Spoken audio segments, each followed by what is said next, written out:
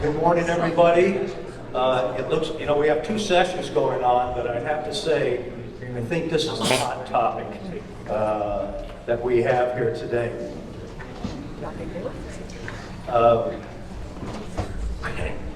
It just sort of leading into the two congressmen and their comments that they made about the crisis that we're having in the ports and shipping right now. I can tell you that it's been ongoing every day. For those, I watch it closely. For those who don't know, I'm a former state commissioner for the ports of Virginia. I did that for 5 years. Also was a major exporter and importer, containers, break bulk, chartered vessels, had it all, and very familiar with port operations. And I can tell you, it's one of the things that I've watched and have been for years. And what I've been seeing is the last several years of what's taken place in the ports, all of us have at the same time. We've had more phone calls and conversations about this issue. How are we going to resolve it? Who's going to resolve it? We've got some really good speakers here this morning. But I do want to say that I have here from the Association of American Ports, American Association of Ports Authorities that are here, shippers, forwarders. I did, and you're not going to find this as a surprise, I did reach out to a number of major ocean carriers to see if they would come and address this group. Guess what? Right.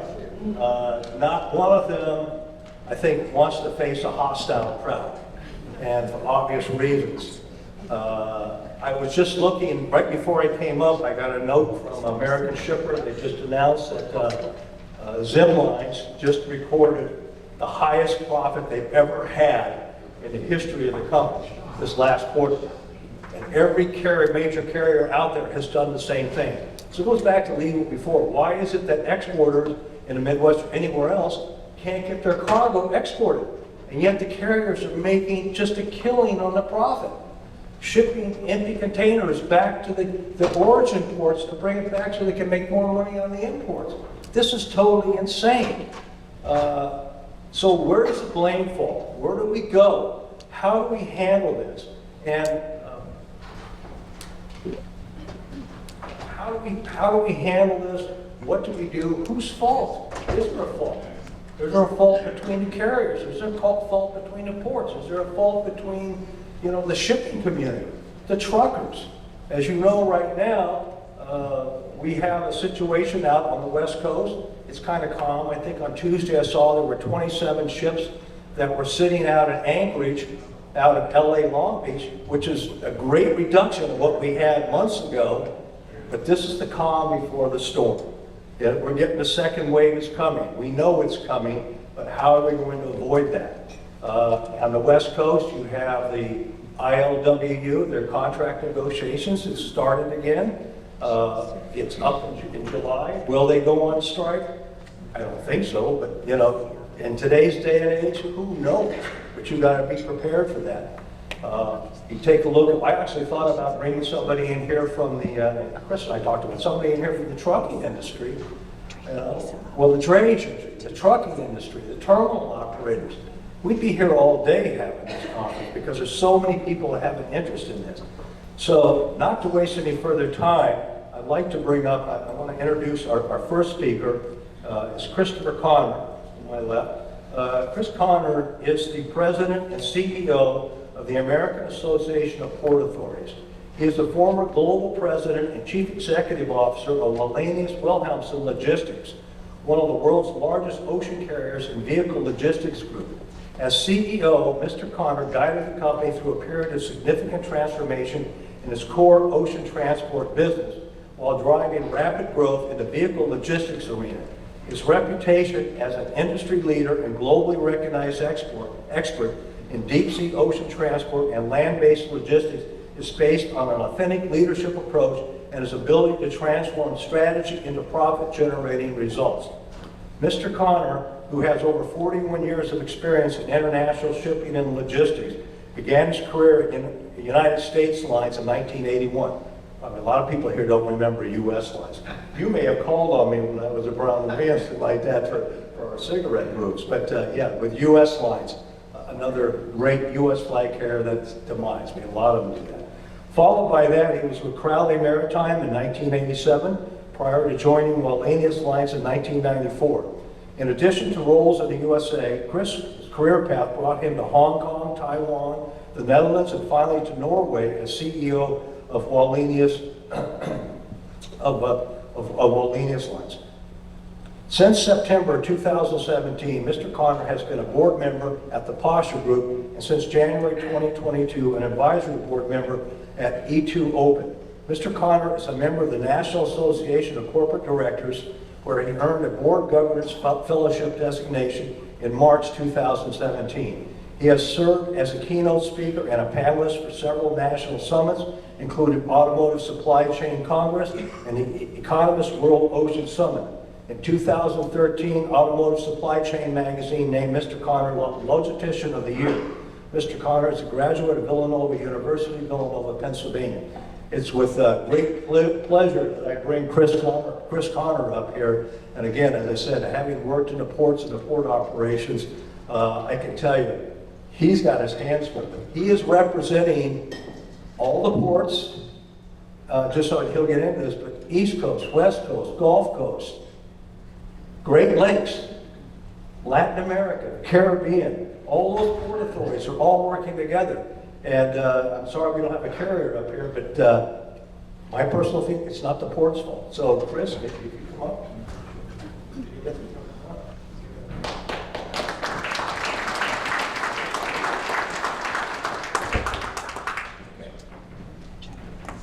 So good morning, everyone.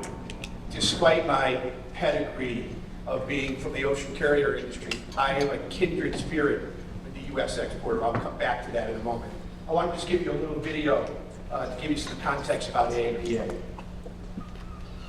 In the year 1912, when the 27th American president, William Howard Taft, sat in the Oval Office, when the Titanic took its ill-fated maiden voyage, and when the last of the contiguous United States was admitted to the Union, a small conference of officials from 11 United States ports throughout the country were invited to meet in New York City to exchange ideas. This meeting took place 2 years ahead of the First World War, 6 years before the onset of the Spanish flu pandemic, and 11 years before the commercialization of sound and film. These port representatives built a permanent organization between the principal port authorities in the United States. They called it the American Association of Port Authorities. Today, in 2022, AAPA celebrates a 110-year legacy. Housed in our nation's capital in Washington, D.C., AAPA symbolizes and represents over 80 deep draft seaports across the United States, over 31 million jobs, and a rich collection of people who execute the movement of goods in this country. America watches as food reaches the dinner table, as holiday toys and desperately needed household commodities hit shelves, as medicine is stocked at pharmacies and delivered to the most vulnerable populations on Earth. The commerce in America's maritime ports amounts to over a quarter of United States gross domestic product. Cargo entering or exiting United States ports equates to approximately $5.4 trillion per year, and these figures are expected to rapidly increase. The nation and the world are driven by the pivotal labor of the seaports and maritime industries. It's the very turbine that propels the United States of America. The freight in America is forecasted to double by mid-century, and hardworking maritime and port infrastructure weather over time. Sustainable funding from the government is desperately needed, in addition to the robust endowments ports already dispense. Data, technology, and digitalization at ports must revitalize to uphold the United States' role as a global leader in business. Most of all, we need our seaports infrastructure to continue building resilience. From 2020 to 2030, America's ports need substantial waterside and landside investments to meet a new floor of trade volumes. In order to maintain a posture of leadership, and based on projected freight movement increases, seaports will require over $66 billion and rising. One thing the COVID-19 pandemic taught us is what our nation's future may look like if we do not act. We strongly believe the United States needs significantly strengthened port infrastructure and intermodal connectivity. The well-being of America quite literally depends on it. And we're going to fight for it. For America. For us. We are dock workers, stevedores, longshoremen, terminal operators, engineers, security officers, clerks, accountants, trade development specialists, policy advocates, pilots, dray truck operators, financial planners, resilience planners, environmental specialists, mechanics, cold chain engineers. We hail from operating ports, landlord ports, and so much more. We are the American Association of Port Authorities. And now, we build.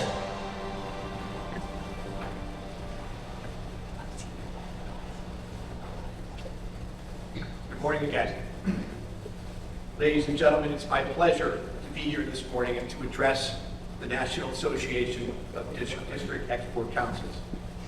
Let me begin by giving a little background on AAPA. As you heard in the video, it was founded in 1912. AAPA is the unified voice of port leaders and maritime industry partners in the Western Hemisphere that serve an integral role in job creation, international competitiveness, and economic prosperity. With a vital role in connecting small business owners, retailers, and manufacturers to the global marketplace, AAPA member organizations sustain millions of jobs, create substantial economic growth, and advocate for policies and infrastructure investments in support of a resilient global supply chain and a positive impact on the way people live, work, travel, and engage in commerce. To underscore the economic angle, here's some key data points about the economic importance of American ports. Port activity supports 31 million American jobs, of which 655,000 are directly related, another 29 million which rely on the existence of ports. Ports create 5.4 trillion annually in economic activity, which equates to 26% of the U.S. GDP.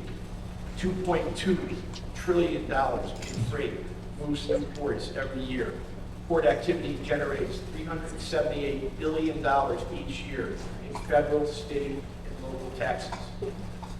Now I know I'm preaching to the converted with these next numbers. 300,000 U.S. businesses make products for export, with 98% of those being small, medium-sized businesses. 25% of U.S. ag products are exported annually, and 1 in 4 manufacturing jobs relies on export activity. The video you saw just a few minutes ago was put together for AAPA's Legislative Summit, which was held 6 weeks ago at this very hotel, in fact, in this very room that we're in today. As you would imagine, I have seen that video several times now. My reaction each time I see it is one of intense pride mixed with a strong sense of urgency. It is in that spirit that I join you here today. At the risk of stating the obvious, supply chain disruption is still in the news big time. In boardrooms, classrooms, taverns, sports arenas, airports, golf courses, you name it. Any place where Americans gather in person or virtually, the topic is the supply chain. Everyone wants to know, when is this going to be over? The answer is elusive at best, and at worst, laced with a host of complexities that are often brain-numbingly difficult. Supply chains clearly have the attention of the United States Congress, as you saw earlier this morning. There are several bills in various stages of development seeking to address some component or even multiple components of the effects supply chain disruption and freight congestion are having on the U.S. economy broadly and on consumers, as well as U.S. exporters more specifically. I've been involved in the freight movement industry since 1981. For most of those 41 years, my profession of choice was a relatively obscure fact for friends and acquaintances. Interesting inter-party conversation was the domain of the doctor, the lawyer, the hedge fund trader, but never the freight guy. Now, everyone wants to talk about the supply chain.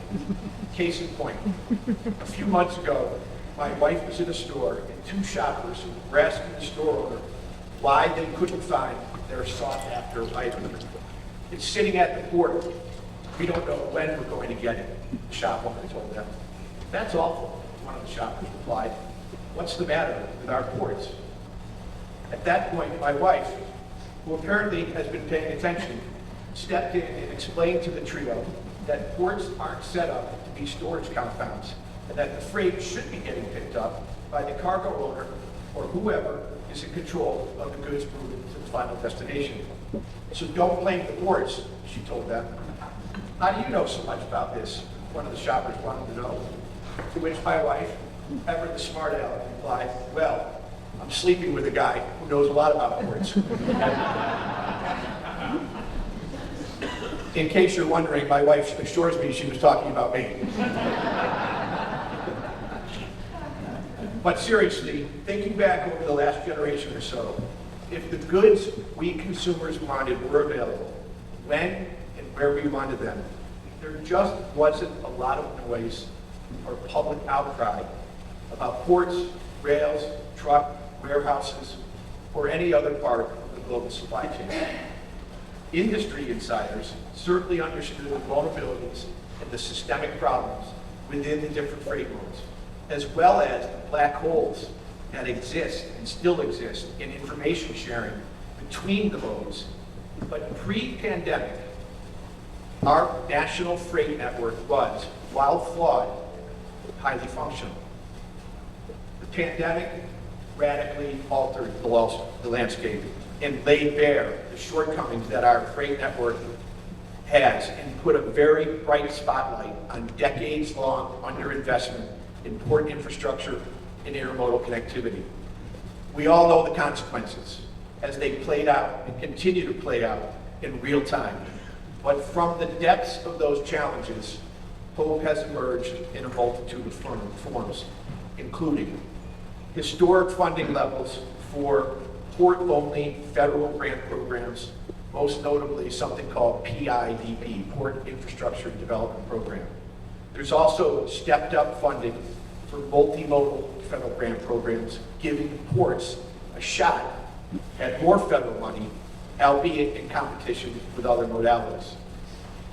We're witnessing an evolving esprit de corps amongst supply chain participants, enabling greater collaboration and resulting in historic volumes of freight moving from ports to store shelves in what the National Retailers Federation called the most successful holiday sales season ever in 2021.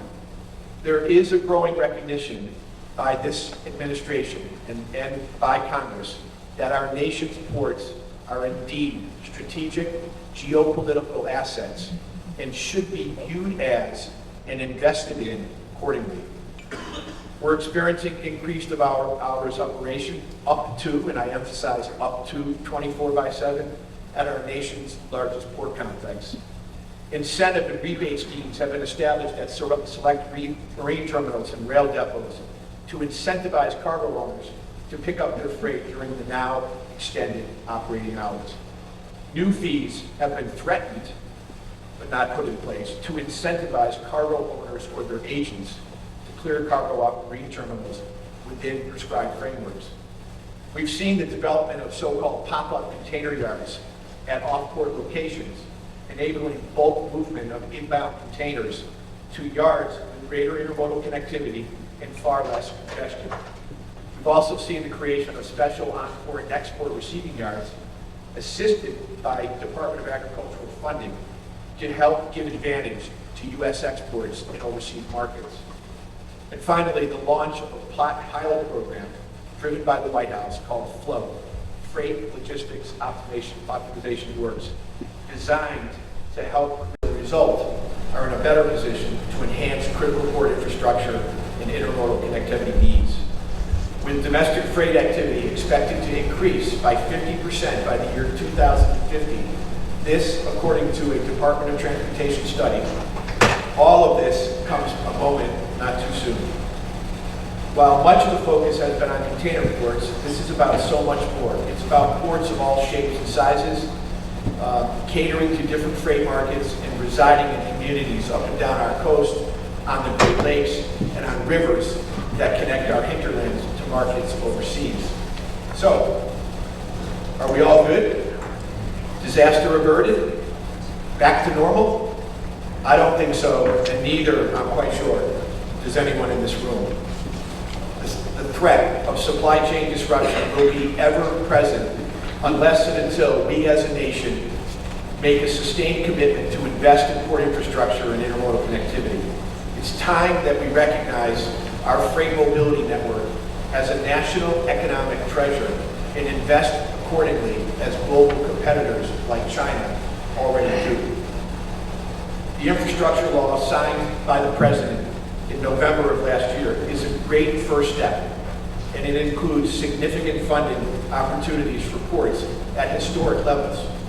But the funding only runs for 5 years, and we need to think much longer term and far more strategically to prepare for the next generation and those that will follow it. Regarding the treatment of U.S. exports, I strongly support giving the FMC the resources they need to fulfill their charter, which is to, quote, to regulate the U.S. international ocean transportation system for the benefit of U.S. exporters, importers, and consumers. FMC's mission is to, quote, ensure a competitive and reliable international ocean transportation supply system that supports the U.S. economy and protects the public from unfair and deceptive practices. Folks, the FMC was created under President John F. Kennedy in 1960. That was the vision, that was the ideal. And the reality, and I had a chance to chat with Congressmen Garamendi and Johnson as I was coming in today. The FMC is an agency that's funded with about $30 million from Congress each year. And they're trying to regulate and police economic activity that, as you've heard several times already, equates to $5.5 trillion a year. That's like sending a fly swatter into a full-scale battle. That is simply not enough, and that speaks loudly to some of the challenges that you are all facing today. So I'm a big proponent of beefing up the capabilities of the FMC and clarifying their mission. Quite frankly, what I just read to you is pretty damn clear to me what the intention was if we could get back to that base. But the prioritization of empty containers over laden loads containing U.S.-produced goods is, in my view, a flagrant perversion of global trading protocols. In the FMC, we have the apparatus to address and solve this, but Congress needs to step up and appropriately fund their activities now. So all this attention on the supply chain is, in my view, a good thing. It's a chance to tell our story against the backdrop of decades of underinvestment in our port and intermodal connectivity system. Eventually, the current situation will fade from the news cycle. Not anytime soon, I think, but eventually. But it's imperative that our industry stays relentless and laser focused on informing lawmakers on the long-term strategic importance of the U.S. port system and the need for sustained investments. As the video said, our future literally depends on it. Thank you.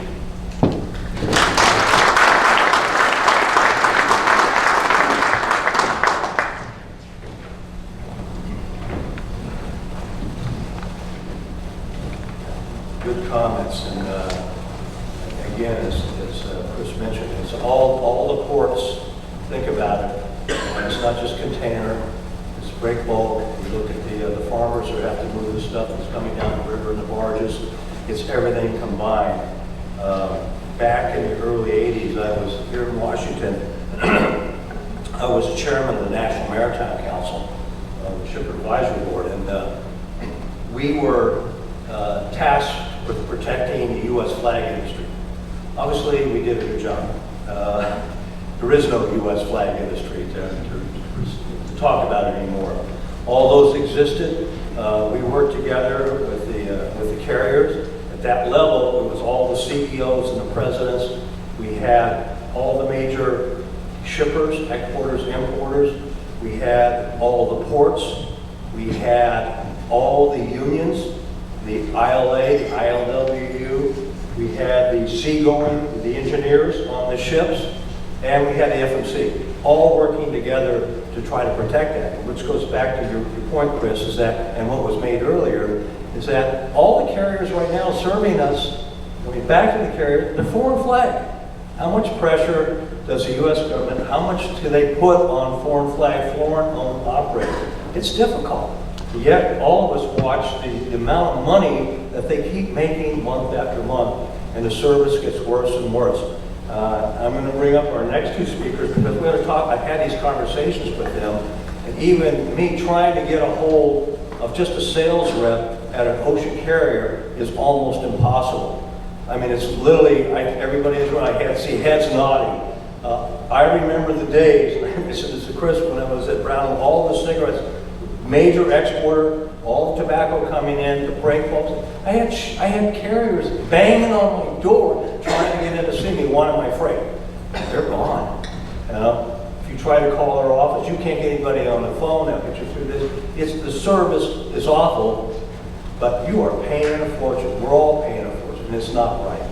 So I'd like to bring up right now our next speaker, Yevgeniy Epshteyn, who is a freight forwarder, NVO, and to talk about some of the problems they're having. He's obviously dealing in the automobile industry, and you can imagine what the automobile industry is going through right now, just getting parts that's coming in and what they're trying to ship out. Yevgeniy Epshteyn is a Ukrainian immigrant to the United States who built his life and successful business after immigrating in the 1990s. My sympathy goes out for you and your Ukrainian. I do a lot of work in Ukraine and have been with the Ukrainian Defense Forces in the past couple of years. So it's something that I watch very closely and what I'm even doing today. Mr. Epshteyn is the president of Nova Shipping, a freight forwarder company, which he founded in Michigan in 2007. Today, Nova Shipping is an NVOCC, ISC, and a longtime member of the XL Projects Association, working in cooperation with other members, providing support from 200 plus offices worldwide. Successfully completed projects include plants and production lines relocations via all modes of transportation in Europe, Asia, India, North and South America.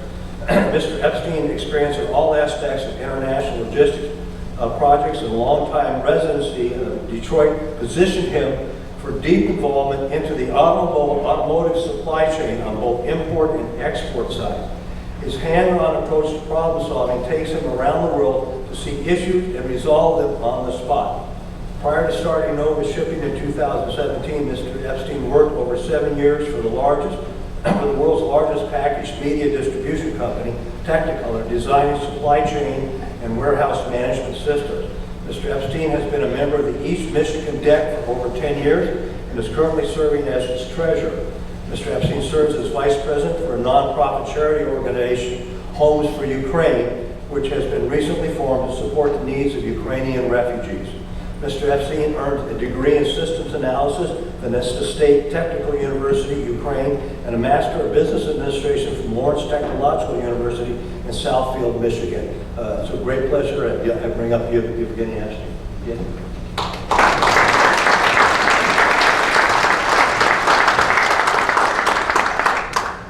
Hello everyone. It's hard to speak after such great speakers, Chris and John, and they described a good picture of what's going on right now. I can extend a little bit. They mentioned about steamship lines, making huge profits. Where they invest this money? They're pretty much buying the whole supply chain. All this money is invested into warehouses in the United States, trucking companies, terminals, even airlines. Every major steamship line now owns an airline. There is Alitalia bidding going on right now. I think one of the major steamship lines is bidding on that. So they're basically monopolizing the whole supply chain. As John mentioned, I'm NVOCC, which is a ocean freight forwarder. That's a $1 trillion industry. And our job is to find solutions, to find a way to move goods from point A to point B. At this time, it's hard to get a cooperation from steamship lines to listen, even when we come with solutions, because they're making good profits, and I guess they're doing something right for their shareholders. So that's the state.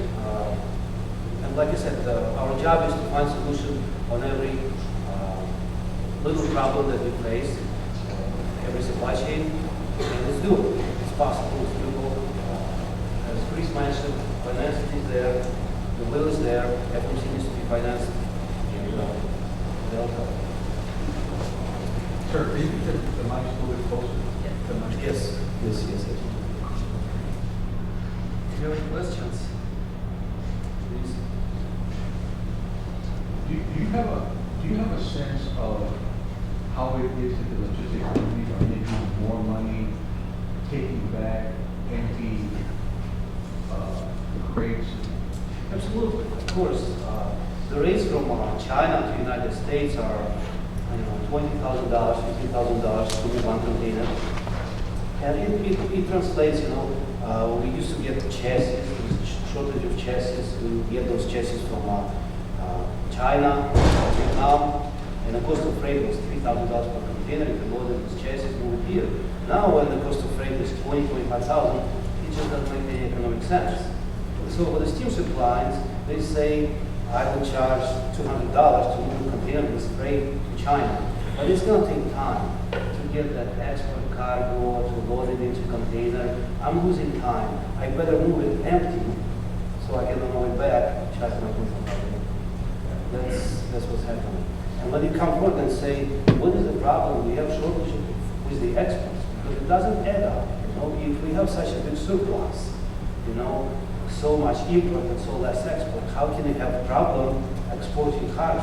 You should have all the containers ready, ships ready. It just doesn't add up.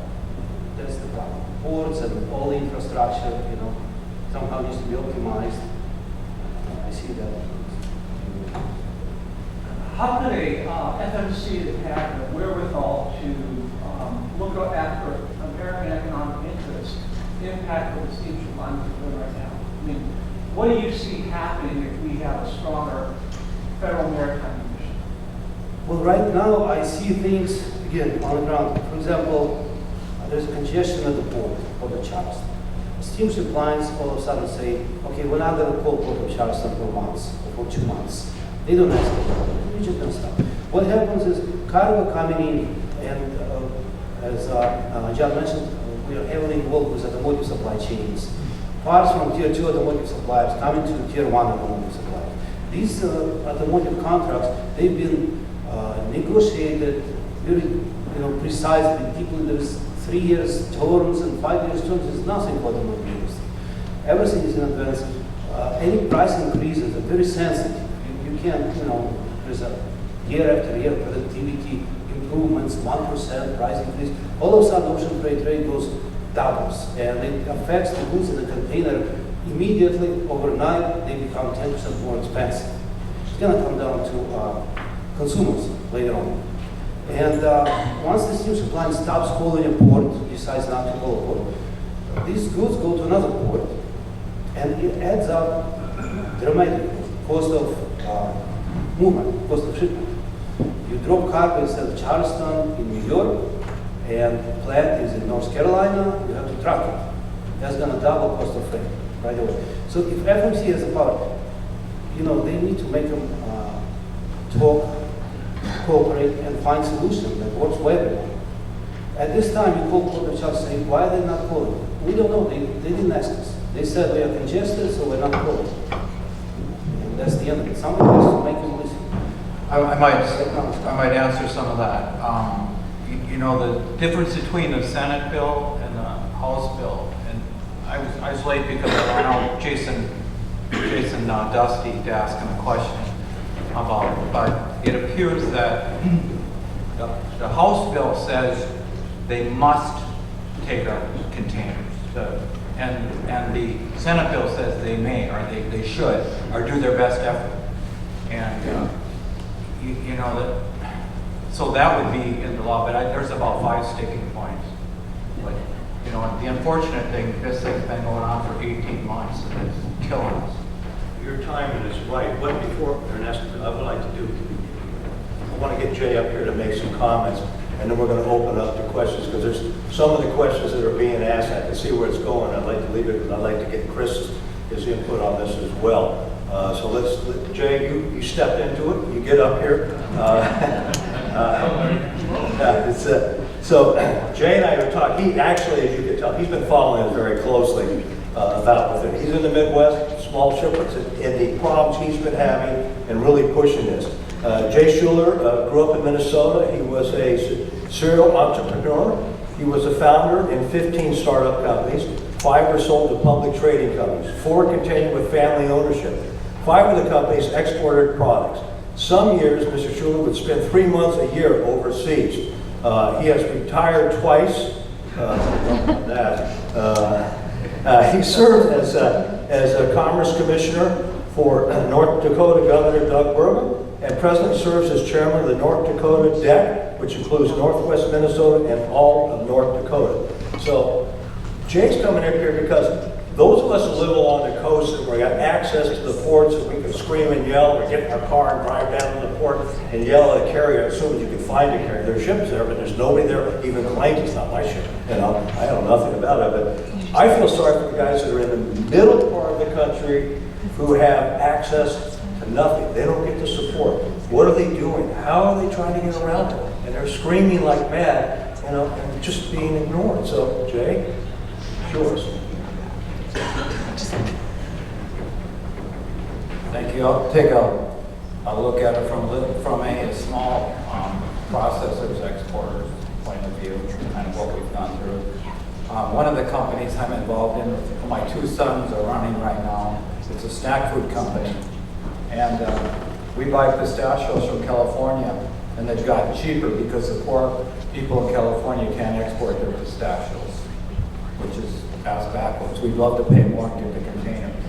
Our other company called Richland, and I just want to drill down, and we've been struggling for 18 months getting container, 18 months. We had plugged in financials that we would do well. We had orders on the books. We would talk to our freight forwarders. We had containers coming. They wouldn't come. They canceled them at the end before they showed up. So our business, we've been in this business. Richland is the name of our company, and we contract and add value to products in Minnesota, North Dakota, and South Dakota. And we go to Asia every year. Particularly the Japanese, they come and see us every year, a couple times. And in our little rural community, we have a lot of foreign visitors coming to see us. And they're not getting the product, and they are angry. Their shelves are going empty. Our farmers are angry because we can't take their product. Our financials that look good over the last 24 months are horrid. How many containers are we getting? 25% of what we need. 25%. And this is an issue we never dreamt we would have. You know, it was never an issue in the past. The containers would always come. And just like was mentioned earlier, we'd have a couple salesmen in the office all the time wanting to work with us. Now they won't return a phone call. So, yes, we are involved.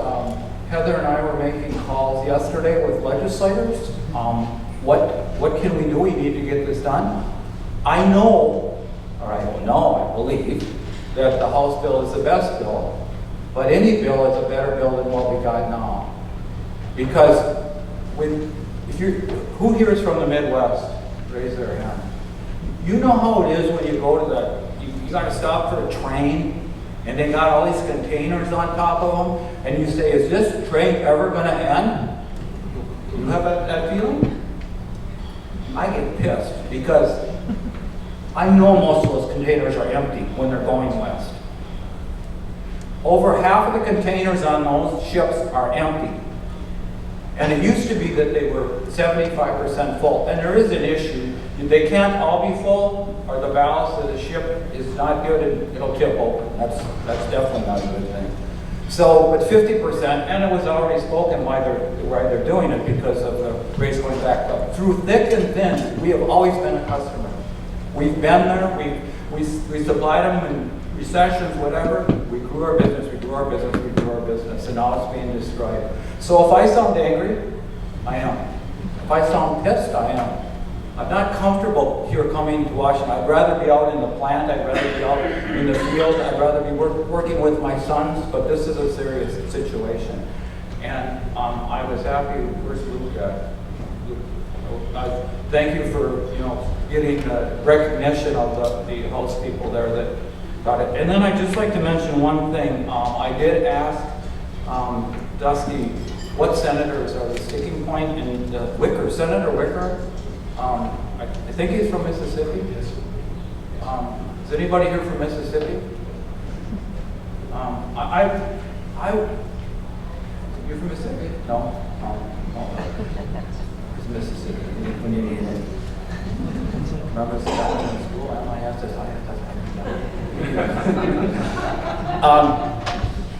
So I'm asking you, everyone here, please get a hold of your Congress people and tell them the help you need. And this is not a small deal. And any and all support, and DEC is a place where we really should do what we can. Thank you.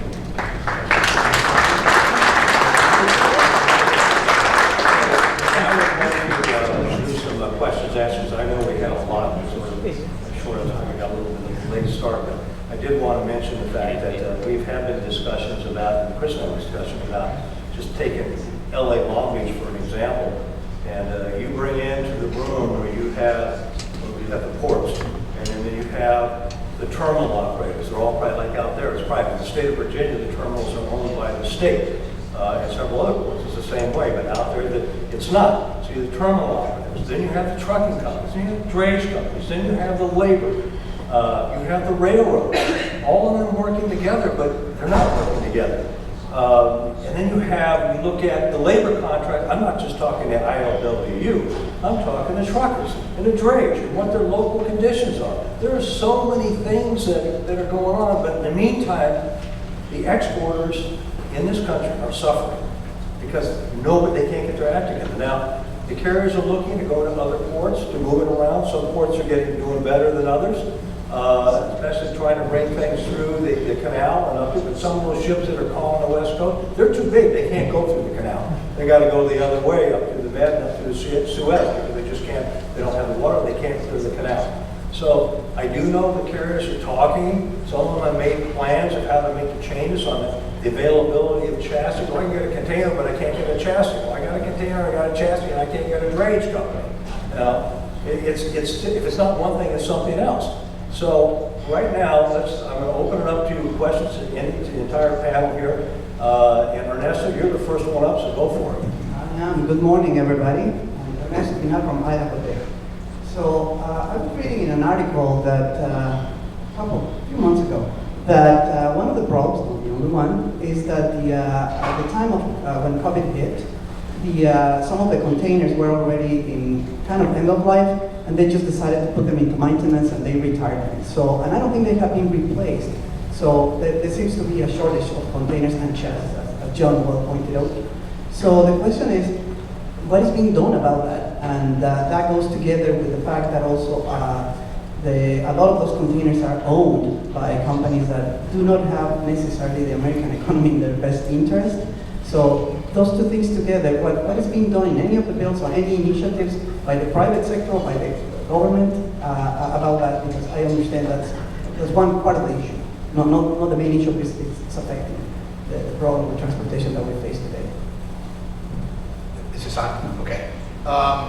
So it's true when COVID initially hit, you remember we were in a very different psychological state. I mean, the economy just stopped, right? So boxes were in places that once the economy came back, they weren't in the optimal place. So it's been nonstop catch up to kind of get the equipment back to where it needs. But the other thing is, the majority of sea containers are manufactured overseas. And one of the lessons learned coming out of COVID is to repatriate. It's a reshoring initiative that the Department of Commerce is driving to start manufacturing again critical industry sectors and industry components and build it here, or at least nearshore it and not be so dependent on it. When it comes to chassis, there's also tariffs put in place by the prior administration that serve to be somewhat restrictive, if you will, on the ability to get more chassis into the country. So these are all things which continue to plague the recovery, if you will. I want to address this gentleman's question before, though, about the FMC, if I could. I believe, like I said before, you've got a $5.5 trillion a year economic activity that you've got a $30 million a year funded organization trying to police it. The scales are so out of proportion, it's unbelievable. I think first of all, and the congressman said this when I was chatting with him on the way in today, clarification about what FMC's mandate is, and I think President Kennedy said it before us, quite frankly, if we can go back to that and start with that, and then man up in that agency, because right now the emperor has no clothes. Because I think the industry recognizes that, complaints come in, but they don't have the investigatory capabilities, staffing-wise, to really dig in. I don't think it'll take that long if you put clothes on the emperor and they start digging into some issues where behaviors will change and you'll start to see corrections in the way certain segments like yours, your export segments, being treated today. So are you saying there's a lack of enforceability? Yeah, I think there's a little lack of clarity on what they can and cannot enforce, and even if they can, there's a lack of resources to really dig into it and take action. Think about it. A $5.5 trillion economic activity being policed. That's like New York City being policed with a small town police force. The inmates are running the asylum. Hi, my name is Lisa Waller with BDG. I'm a freight forwarder business broker. I'm the Illinois DAC secretary. There's a lot of issues here, obviously. First of all, when we decide to shut down the country, we have to understand what that means. The BNSF in Chicago laid off all their workers. It took them 6 months to get their workers back on track. That's why the containers stopped coming to Illinois, because they were stockpiling them. They didn't have the manpower to take them in. Ocean Lines learned about that. Ocean Lines said, we're not taking bookies to Chicago anymore. Done deal. Took another 6 months for that to turn around. So when we decide to shut down the country, we have to understand what it takes to get it back up and running, number one. Now the BNSF has made strides in turning around their employees back on track, so it's probably maybe 3 months now to get them back working. The airports, that, for example, to hire a new employee at the airports in Chicago was also about 3 months. They've turned that around now to 6 weeks. People have to have background checks. They have to have the capability and the physical ability to work in the airports. So when we start shutting things down, to get it back up and running takes a long time. Now when it comes to the FMC has 120 employees. They're all analysts. They're not police force type people. So they know how to analyze. They write really great dissertations. They do really great analysis, right? But they don't have it in them, even with the powers that they have now, to truly regulate what they can. I spoke with FMC Commissioner Maffei. I asked him about the port planking in Oakland, and he's like, hands off, not our problem. But we'll talk to the Ocean Line and we'll try to incentivize them to go into Oakland. I'm like, they don't want to touch Oakland with a 10-foot pole, because obviously last year there was some type of labor problem, which all the Ocean Lines were planking Oakland for 9 months. And that's why you couldn't get containers in Northern California.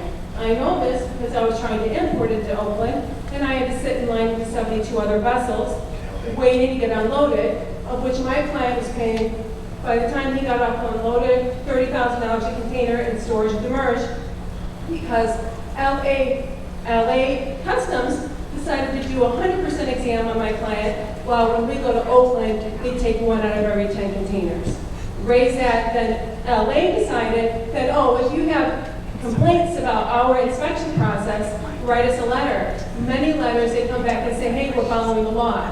Report it to the USDA in Maryland, they say, well, that's not quite the law. So you see, there's a lot going on in LA Long Beach and California, all of California, that the FMC is hands off on. So I'm not quite sure what we're hoping that they're going to do, but I recommend that everybody picks up the phone and calls the FMC and complains. Because if the FMC doesn't hear from the citizens, they don't know there's a problem. Yeah, and I think you're right with everything you said, but if not then, who? Sure, congressmen, senators, everybody. Yeah, but there's an apparatus, my point really, my premise is there's an apparatus in place that if it was effectively resourced and funded. Sure, with the police force type people. Exactly, you gotta change. But you know who they want to enforce? They want to look at Costco and the ocean lines and try to enforce on them. But we're not enforcing on the ports, on the labor. You know, you can't shut down the tower control for airports anymore. It's governed by the federal regulation. We shouldn't shut down our ports because of labor. They have to work it out a different way. Because you're talking about affecting every individual citizen of the United States. And without having that type of labor negotiation with the government, we're going to be stuck with labor problems again. You mean about the threat of a strike? Is that what you're referring to? Yeah, and workers slow down. Yeah, the threat of. Yeah, well, right, no, Oakland does have we did have a worker slowdown of some type that caused the ocean lines not to want to go there. It wasn't all about unloading containers and being efficient. There's a labor problems in Oakland that nobody talks about, and they're evidently one of the strongest unions in the United States, and nobody wants to talk about it. I like that.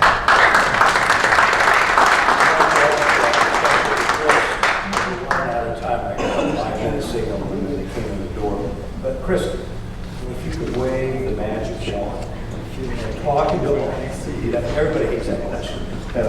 This is like green world. But if you could wave the magic wand and talking to your members from all the ports, big ports, small ports, what do you think, if you could do whatever you wanted, that might help relieve this problem for the future? Because what I'm worried about right now, they got a pump, but everybody is seeing what's China's happening in Shanghai. They're going to come back, and you got the Christmas rush again, all this going on, labor issues.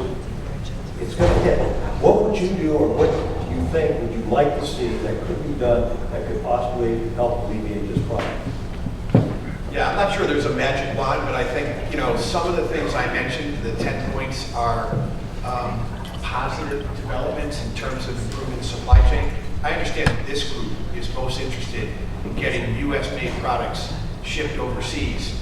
And to that, I would say, if the balance between inbound freight and outbound freight is somewhere between 4 to 1 and 3 to 1, there ought to be a law. This is the conversation I had briefly with Congressman Garamonde, that sure, there's going to be a lot of empties going back to Europe and Asia because of that imbalance, but there ought to be a law of some kind that requires common carriers to return laden goods equivalent to the demand of that market. And you're still going to have 2 of every 3 or 3 of every 4 going back empty.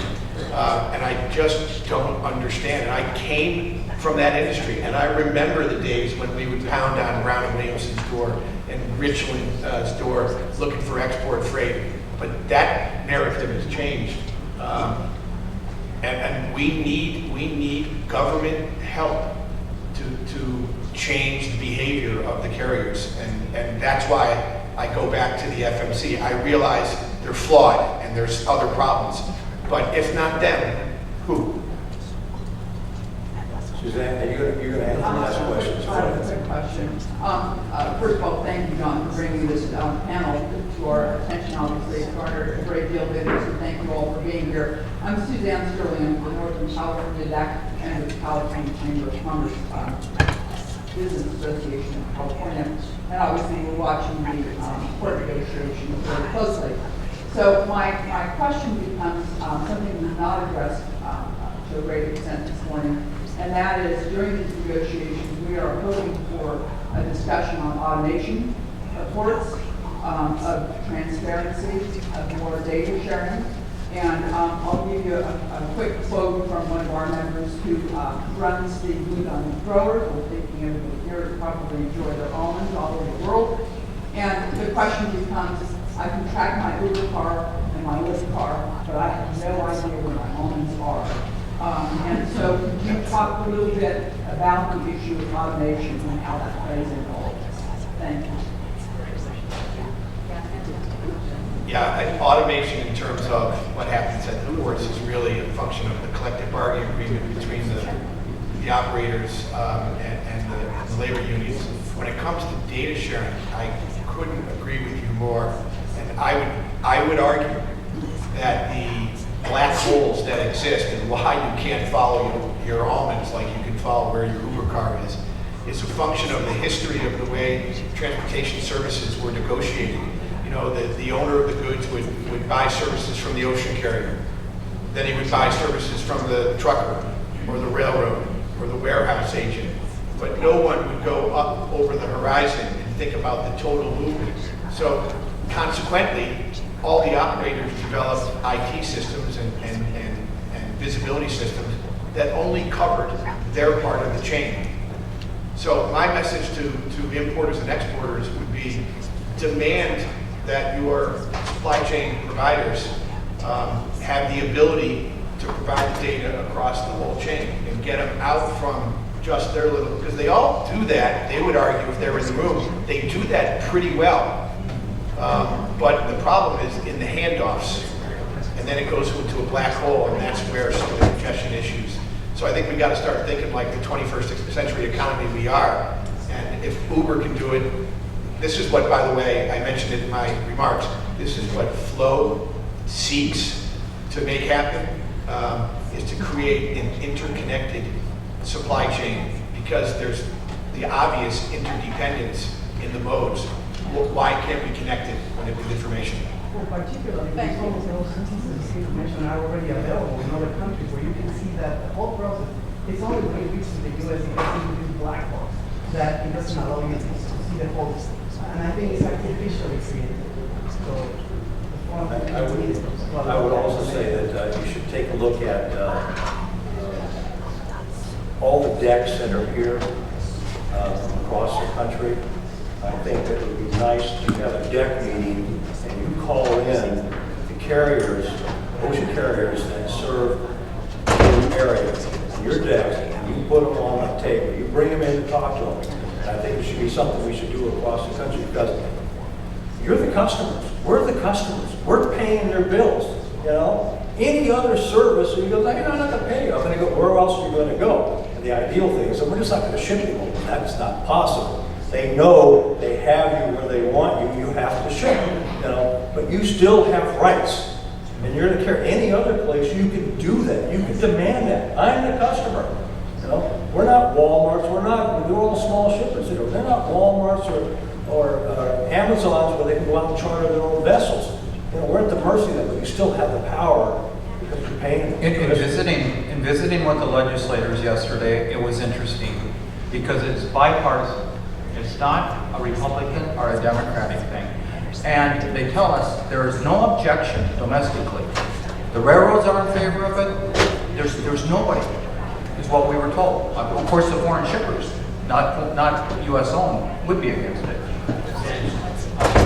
Huh? Against shipping reform. Yes, there was shipping, yes, excuse me. The Shipping Reform Act. Everybody is in favor of getting it done.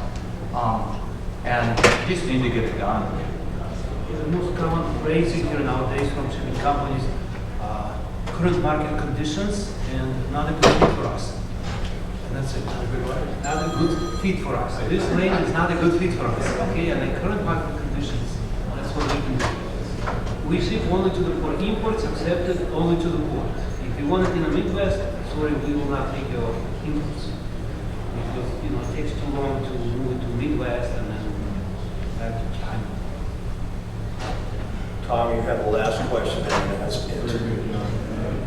I also want to thank you for this one that we have. This is a really important area for us to focus on. Jay, you may remember about 15 months ago, you contacted me as the Midwest NADEC member, and we talked to the Maritime Commission. containers as west of Rome. I really don't pay any dividends for us. But there's anecdotal information that I have that some countries have been hoarding containers for years. Is there any evidence that that's true, that China has been hoarding containers in an effort to just ensure that the prices would go up on the containers that they had in the ports there? I'm not aware of any, but, you know, even the threat of that is a great reason why we should look at developing or building onto our own domestic capability. How hard is it to build 40-foot steel corrugated containers? We can do that. Exactly. Very obviously, you want to damage a country's economy, and Russia wants to damage our economy, China wants to damage our economy. Doing that with holding containers, it would be pretty effective. Even if you build the containers here, will the carriers take them?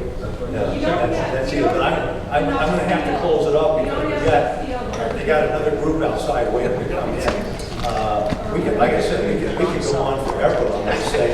And I have more we can bring in other people to talk about. But I want to thank our panelists, Jay, Yevgeniy, and Chris.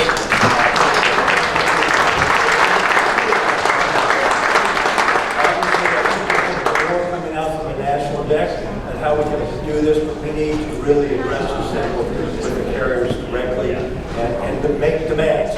We just have to do this. So thank you all for